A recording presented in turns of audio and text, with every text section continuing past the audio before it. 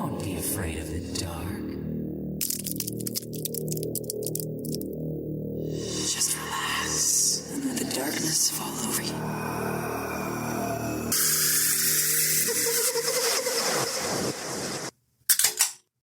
Welcome to Afraidish, a podcast where we take a deep dive into the history and paranormal while enjoying some tasty adult beverages. From ghost sightings to hauntings, urban legends and cryptids, let's get weird and afraid-ish together. Welcome to episode 31, the second of our Halloween series.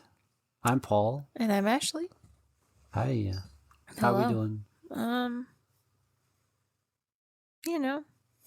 Alive. I still need to decorate our porch for the Halloween season. Yep. Mm-hmm. Yep. Mm-hmm. And clean it off. Mm-hmm. All right. Okay. Okay. Okay. Do you have anything before we get started? I don't. Okay. We never do.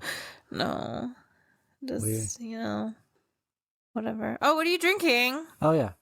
I'm drinking Beatbox, the Tropical Punch Beatbox. What else would you drink? Well, it's delicious. And I'm drinking a Monaco. That looks good. That's pretty good. I mean, it's alright. It's alright. Yeah. For like a $4 gas station drink. Yeah. Well, before this Tropical Punch, I had the Pink Lemonade Beatbox. I know. So you should be pretty toasted. Yeah. It's going to be a fun episode. I hope so. All right, let's get started. Okay. Here are 5 fun facts about cryptids. Ooh, exciting. You can guess what this episode's about. I don't know. 5 fun facts. Number 1.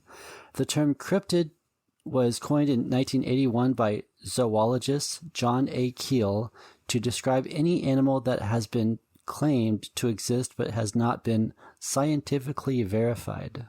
Mm-hmm. Pretty interesting. I didn't know that. Mm-hmm. Yeah. I don't know. I have thoughts, but I can't gather them coherently right now, but just know I have thoughts. All right. Okay. If anybody cares, I have thoughts. Just don't know what they are. Yeah. Number 2. While there is no scientific evidence to support the existence of cryptids, many people believe that they are real. Cryptozoologists are scientists who study cryptids, and they have amassed a large body of evidence, including eyewitness accounts, photographs, and footprints. Mm-hmm. Yeah. Yep. Pretty cool. Gotta have scientific evidence that things exist. Oh, yeah. Whatever. Number 3. Some people believe that cryptids are simply unknown animals that have yet to be discovered by science. Mm-hmm. Others believe that cryptids are supernatural creatures or even aliens. What if it's all of the above? Yeah, and then they come out from a different dimension, just like Bigfoot. Well, like, you hear stories of, like, people getting lost in the fairy mounds. And Yeah, I mean, I think that's a real thing. I'm just saying, I mean, you lose shit around the house. Who's taking that shit? Oh my god, what's the guy's name? I literally just watched Halloween Town. It's, Glorp? No, what's his name?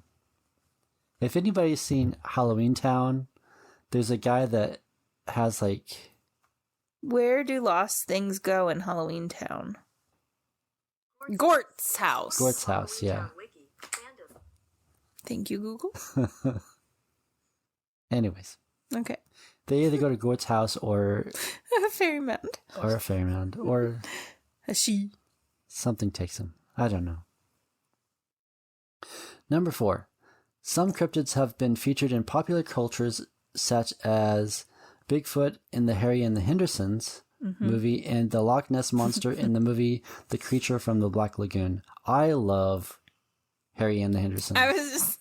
That is a really good movie. I just keep thinking how it's like a spoof on White Fang. Oh, yeah. Yep. We need to have the boys watch Harry and the Hendersons. Yeah. They'd like that. Number 5. There are over 100 different cryptids that have been reported around the world. Wow. Yeah. That low. I know. Seems like it should be a bigger number. Well, I mean, that makes sense. About 100, because you got, I'm not going to name them off, but there's a lot, but I'm just surprised that it's only 100 around the world. Yeah. Like, I could see 100 in the States just alone, but, whatever. All right. Now let's search the woods for some cryptids. Yeah. In the heart of the dense Ozark Mountains, a place shrouded in mystery and ancient folklore, there lurked a creature that had been the subject of whispered tales and unsettling campfire stories for generations.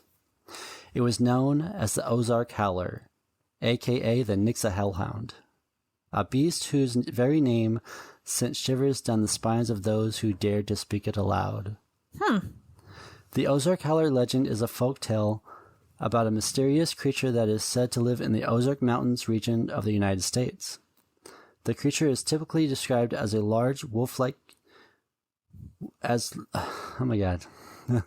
The creature is typically described as large and wolf-like, with gray or black shaggy coat and glowing red eyes.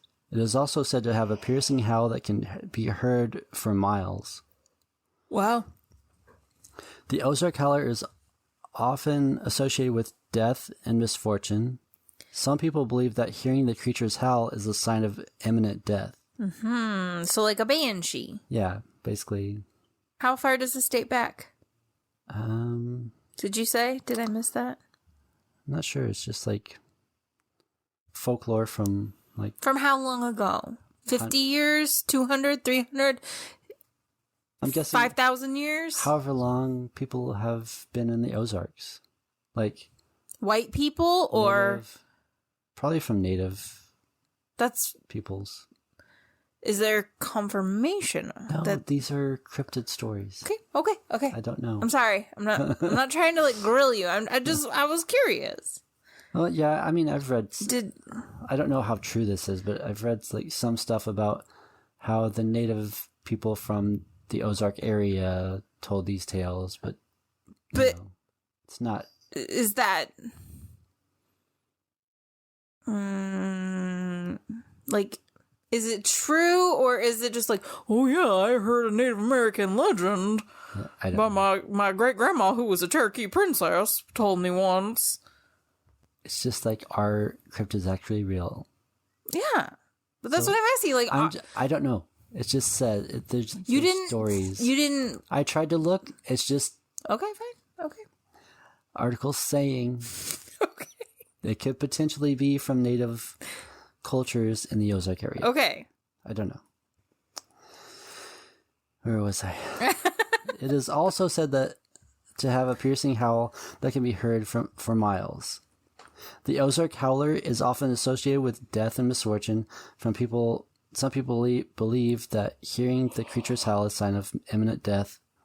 Others believe that the Ozark Howler is a shapeshifter that can take on the form of a human. In some stories, the Ozark Howler is said to be a demon that has come to torment the living. There are many different variations of the Ozark Howler legend. Some stories say that the creature is a remnant of a long extinct species, such as a dire wolf or saber-toothed cat. Others say that it is a hybrid of two known animals, such as a mountain lion and a wolf. Because a canine and a... I was just going to say, a cat and a dog, huh? I don't know. Didn't they make a Nickelodeon cartoon about that in the 90s? Cat dog? Cat dog. Yeah, I think so, yeah. No, Yes, they did. I was just being facetious. Still, others believe that the Ozark Howler is a supernatural creature, such as a demon or ghost. I don't know about the ghost thing, but... It depends on how you define a ghost. If your definition is extremely broad and not specific at all, sure. Yeah. A story was told that the howler only emerged when the moon hung low in the sky, casting an eerie glow over the tangled underbrush and twisted trees of the Ozark wilderness. It would silently stalk its prey, moving with a grace that belied its enormous size. Huh? Belied its enormous size. I don't know how to read. Those who had claimed to have encountered it described it as a creature that was part wolf, part panther, and part demon. One autumn evening, as the leaves began to turn fiery red and gold, a group of adventurous friends decided to embark on a camping trip deep within the heart of the Ozark Mountains. I know where this is going. This is the reason I don't camp. Yeah. They were fearless, or perhaps just naive, and had heard the legends of the Ozark Howler from their grandparents. To them, it was merely a thrilling story to enhance their outdoor escapade. As the sun dipped below the horizon and the night settled in, the group gathered around their crackling campfire, their laughter and the clinking of beer bottles filling the air. It was a night like any other night, until a faint, hair-raising sound began to drift through the woods. Sounds like one of the bonfires I went to when I was a teenager, early 20s. Oh, yeah? Yeah. Fun times. Do you go to spooky bonfires? Yeah. I never went to a bonfire. I wasn't allowed. I mostly drank and didn't pay attention to the surroundings.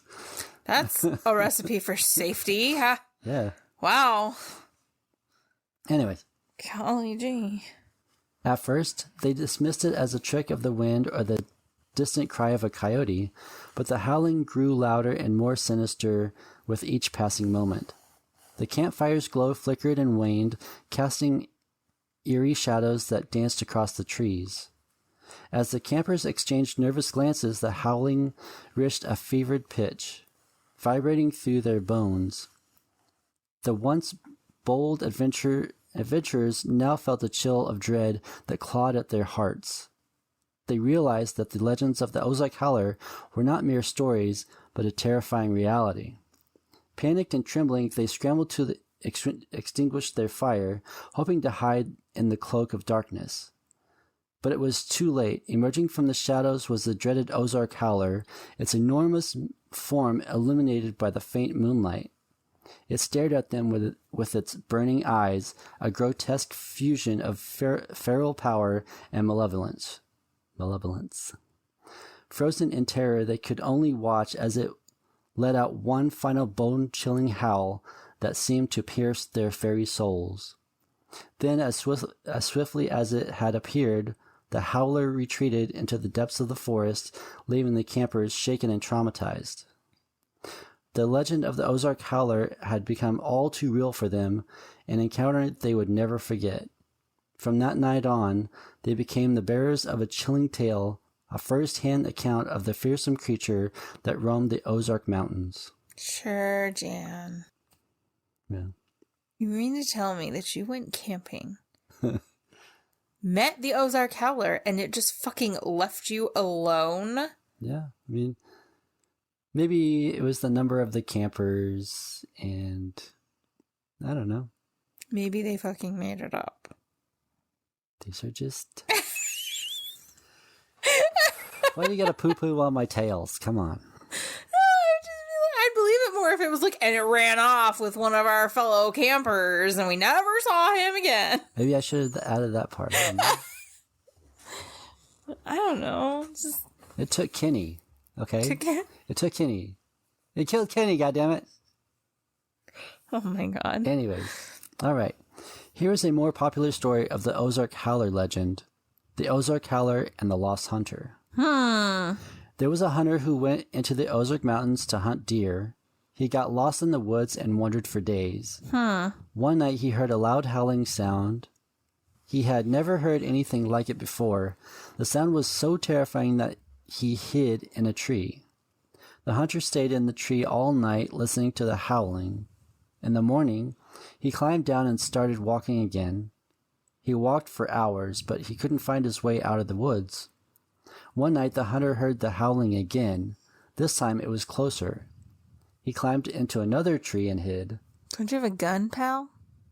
Yeah. Why are you so afraid? Isn't your gun gonna protect you? He probably hasn't seen it yet, so... Probably never shot his gun before.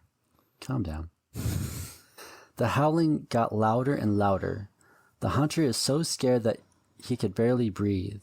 Suddenly, the hunter saw a pair of glowing red eyes in the darkness.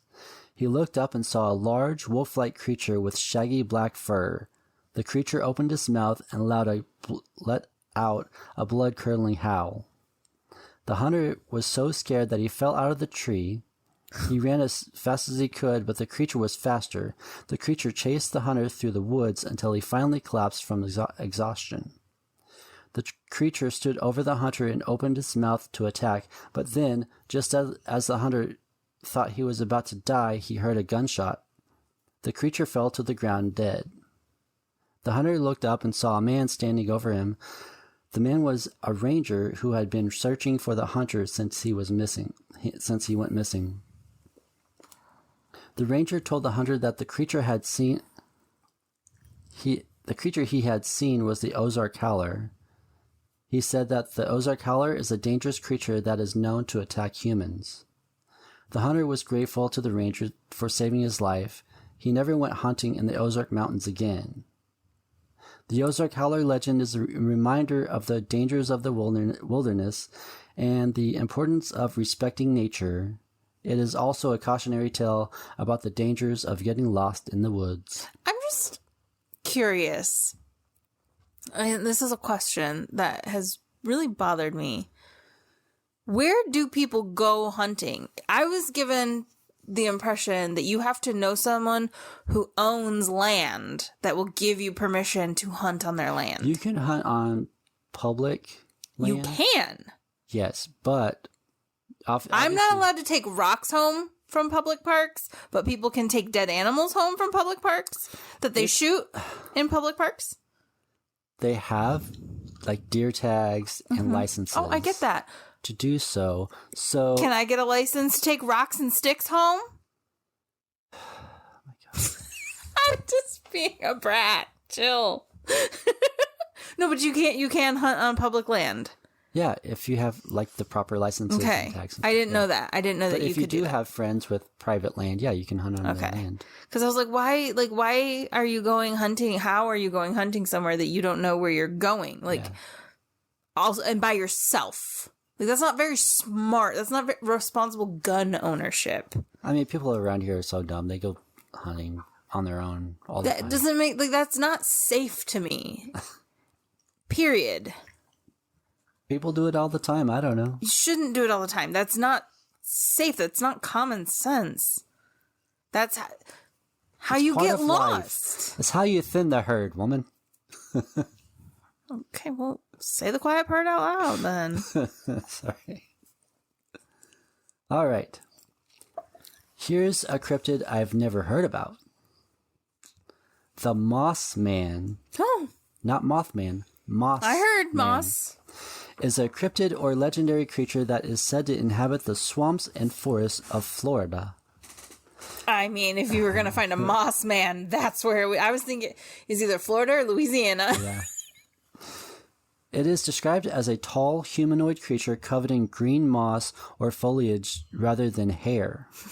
Its eyes are amber in color and glow in the night, giving it an eerie stare.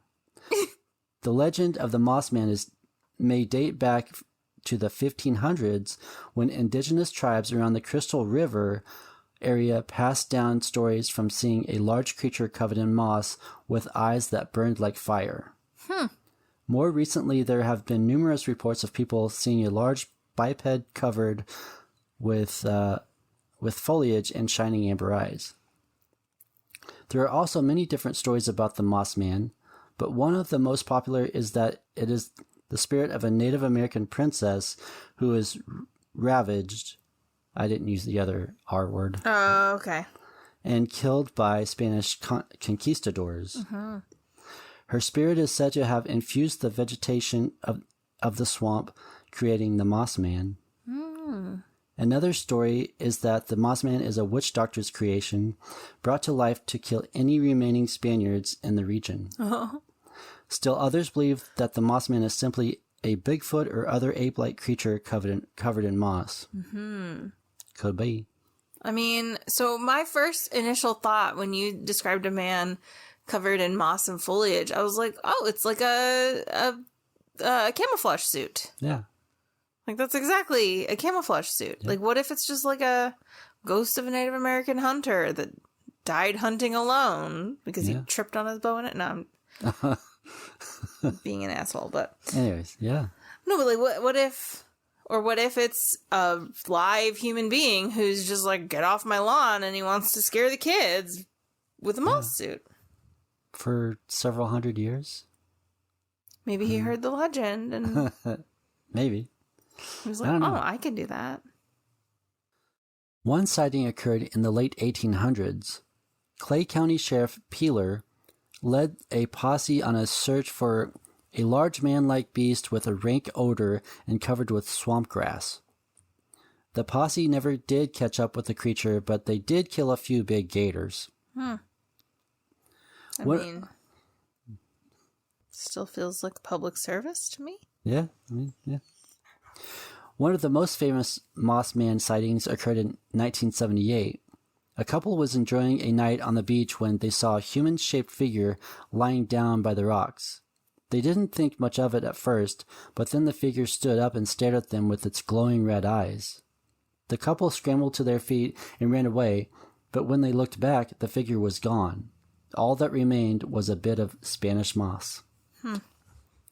Another sighting occurred in 2012 when a group of campers were staying in a remote area of the Florida Everglades. They were awakened in the middle of the night by a loud noise coming from outside of their tent. When they went to investigate, they saw a large moss-covered creature standing over their campfire. The creature stared at them for a moment, then turned and disappeared into the woods. The Mossman is often described as being shy and reclusive, and it is said to avoid contact with humans. However, there have been a few reports of Mossman attacks. In one case, a man was hiking in the woods near Gainesville, Florida, when he was attacked by a Mossman. The man was able to escape with his life, but he was badly injured. The Mossman is a popular subject of folklore and urban legends in Florida. It is often featured in campfire stories and ghost tours. The creature has also been the subject of several books and documentaries. In recent years, there have been reports of the Mossman being seen in Florida Cavern State Park and Red Reef Park. Whether or not the Mossman is real, there is no doubt that it is a fascinating creature. The legend of the Mossman is a reminder of the mystery and wonder that it still exists in the world around us. Yeah. Could Mossman be a product of a special chemical accident involving an altruistic botanist caused by a mad outlaw scientist trying to steal his research, and during the heist, an unforeseen accident causes the good guy scientist to be turned into a botanical creature? Oh wait, that would be the plot of the 1982 film Swamp Thing. That is actually a good film. Is it? Yeah, it's actually recently turned into a series not too long ago. Huh? Yeah. I would like to end on a couple of Native American legendary cryptids. I'm highlighting this because I respect the Native American culture, and I think more people need to hear about them. Okay. The Thunderbird is a legendary creature in the mythology of many Native American peoples of North America. It is typically depicted as a giant bird with a wingspan that can blot out the sun. The flapping of its wings is said to cause thunder, and lightning flashes from its eyes. The Thunderbird is a powerful and awe-inspiring creature, and it plays a variety of roles in Native American mythology. In some stories, it is a creature god that helps to shape the world. In others, it is a protector of humanity from evil spirits and monsters. The Thunderbird is also associated with rain and storms, and it is often invoked in prayer ceremonies to bring rain to drought-stricken lands. It holds various meanings and tales across different tribes and cultures. Here are a few tales about the Thunderbird. The Ojibwe people of the Great Lakes region believe that the thunderbird is a messenger of the Great Spirit. They say that the thunderbird's flapping wings create thunder and lightning, and that its tears fall as rain. The Ojibwe people also believe that the thunderbird protects the people from evil spirits. The Menominee people of Wisconsin believe that the thunderbird lives on a floating mountain in the western sky. They say that the thunderbird controls the weather and brings rain to the earth. The Menominee people also believe that the thunderbird is a powerful protector of the people. The Navajo people of the Southwest believe that the thunderbird is a giant eagle that lives in the sky. They say that the thunderbird's flapping wings create thunder and lightning, and that its tears fall as rain. The Navajo people also believe that the thunderbird is a powerful protector of people and a bringer of fertility. See, most of them believe pretty much the same thing. So, yeah. Yeah. In Haida mythology, the thunderbird is considered a powerful and noble creature that was often in conflict with whales. Oh. The thunderbird would fight against giant sea creatures like whales, representing the battle between air and water, and the ongoing cycle of life and death. Oh, I didn't know there was a battle between air and water. Yeah, it's wild. Fascinating. In one popular legend, the thunderbird is said to have battled the giant whale that was terrorizing the coastal villages. The thunderbird eventually defeated the whale and brought its body to shore, providing the villagers with a feast. That is pretty wild. Pretty cool. Yeah. According Very to interesting. Salish legend, a great chief and his wife were turned into thunderbirds to save their tribe from a monstrous creature that was terrorizing them. As thunderbirds, they were able to defeat the monster and protect their people. The thunderbirds then took to the skies, where they continued to protect and watch over the tribe. Several tribes along the Pacific coast have stories linking the thunderbird to the abundance of salmon. Okay. The thunderbird is said to have a close relationship with the salmon and is credited with ensuring a bountiful salmon harvest each year, providing essential sustenance for the people. Yeah. These tales, tasty fish. Yeah, they are. These tales reflect the reverence and respect that indigenous cultures have for nature and its powerful forces. The thunderbird symbolizes strength, protection, and a harmonious relationship between humans and the natural world in many indigenous traditions. Yeah. That's pretty cool.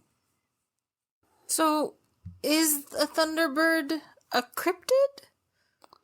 Or is it more mythical, like a fair, which I'm not saying that makes it any less real, but like fairies or elves or... Like I said, the definition of cryptid Okay, so we're going off a broad definition. Yeah, it's basically a broad definition, yeah. But as far as indigenous peoples go, it's their something, it's a god or deity, yeah. Okay. So, because it kind of reminded me a little bit of like Thor meets Poseidon, yeah, in a way. Like I only name those two because that's what my brain related them to, not for any other reason. I want to say it's basically a protecting deity or protecting god type creature. Yeah. So yeah, that's pretty cool. I actually enjoyed looking up indigenous stuff. I might, get in more into that. As far as stories go, because I enjoy that, and people need to know about their stories. Yeah. I think too many people think of Native Americans as like one collective group. Like, we think of Native Americans as like British people, like in terms of it's just one group, when really it's hundreds of groups. They're different groups, different. I'm just saying, like, colonizers don't differentiate that it's like, oh, they know Cherokee and maybe one other, like, it's crazy. Name of a group of, I'm not articulating very well. Yeah. But you know what I'm saying. That's pretty crazy. Yeah. Yeah. And my final cryptid is a malevolent creature from Algonquian folklore. It is often depicted as a cannibalistic, emaciated humanoid with an insatiable hunger for human flesh. This creature is associated with winter and famine and is considered a cautionary tale against greed and excess. The Wendigo is a legendary creature that originated in the folklore of Algonquian-speaking tribes in North America. The word Wendigo comes from an Algonquian word meaning evil spirit. Okay. The Wendigo is typically depicted as a malevolent, cannibalistic spirit or creature associated with winter, famine, and the supernatural. It is often described as a gaunt, emaciated being with elongated limbs and antlers or other animal-like features. The Wendigo is said to have an insatiable hunger for human flesh and is believed to possess individuals, driving them to commit acts of cannibalism. The Wendigo is The Wendigo is known for its insatiable hunger for human flesh, especially during times of extreme cold and famine. It is said to possess supernatural speed and strength, allowing it to hunt and capture its victims. It is also believed to have the ability to mimic human voices, luring people into the wilderness. Yes. According to the legend, a person can become a Wendigo through various means, often involving acts of cannibalism or extreme greed. Those who resort to eating human flesh, particularly in desperate situations, are thought to be at risk of becoming possessed by the Wendigo spirit. Interesting. Transforming into one of these vicious creatures. It's interesting that it's specifically differentiating between those who resort to cannibalism out of desperation and those who just are evil and choose to do cannibalism. Yeah, I don't know. That's fascinating to me. In the 19th and early 20th centuries, there were reports of a phenomenon known as the Wendigo psychosis. Among some indigenous communities in northern regions, this was a condition in which individuals believed they were turning into Wendigos and felt an uncontrollable urge to consume human flesh. Fascinating. To prevent this, some communities would resort to exorcism rituals or even execution of the afflicted individuals. Oh, boy. Yeah. It's like a... And I mean this in, like, the most literal way. It's like a witch hunt. Yeah. Yeah. One of the most infamous cases of the Wendigo legend comes from the story of Swift Runner, a Cree trapper in Canada in the 19th century. In the winter of 1878, Swift Runner and his family were starving in the wilderness, despite being near a trading post with access to food. Swift Runner resorted to cannibalism and murdered and ate his wife and children. When authorities discovered the gruesome scene, he was arrested and later executed. His case is often cited as an example of the Wendigo legend influencing real-life tragedies. In the depths of a harsh Canadian winter, a group of friends set out on a camping trip in a secluded forest. As the days grew shorter... Why are people so stupid? That's what people do. In the middle of winter in Canada, let's go camping. Oh, yeah. I'm like, I don't know. I can't relate to, like, outdoorsy stuff like that. It's pretty wild.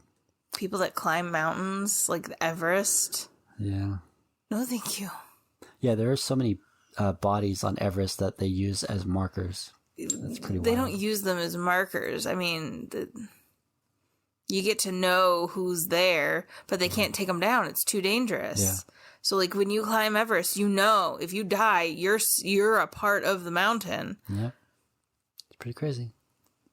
Anyway. As the days Sorry.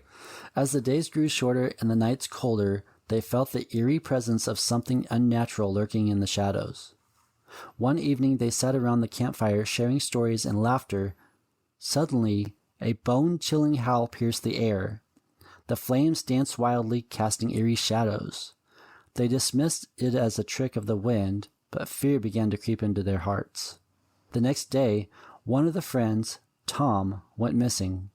They searched frantically but found no trace. Desperation grew as the days passed, and soon they realized they were not alone. Footprints in the snow hinted at an otherworldly creature, tall, emaciated, and haunting. How do footprints tell you it's emaciated? I don't know. It's a story, babe. I'm just saying. Terrified, they tried to flee, but the Wendigo's curse had already taken hold. It whispered in their ears, stoking their primal fears and hunger.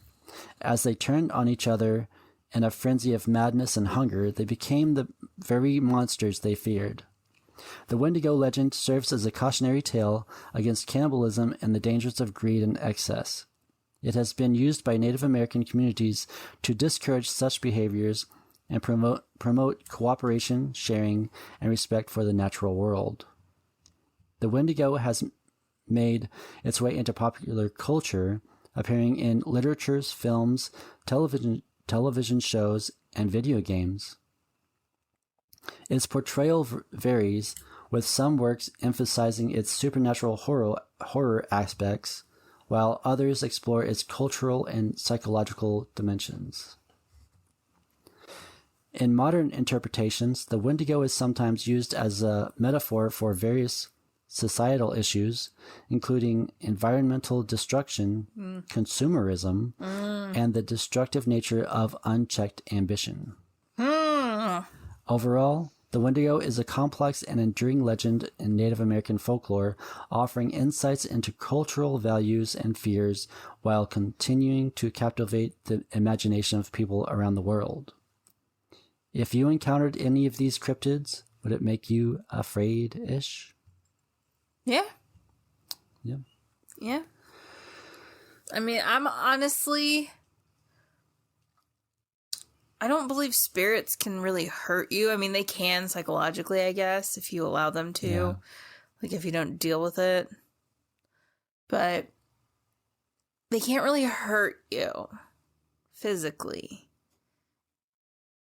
That but you know of. Cryptids, there's something else, man. Yeah.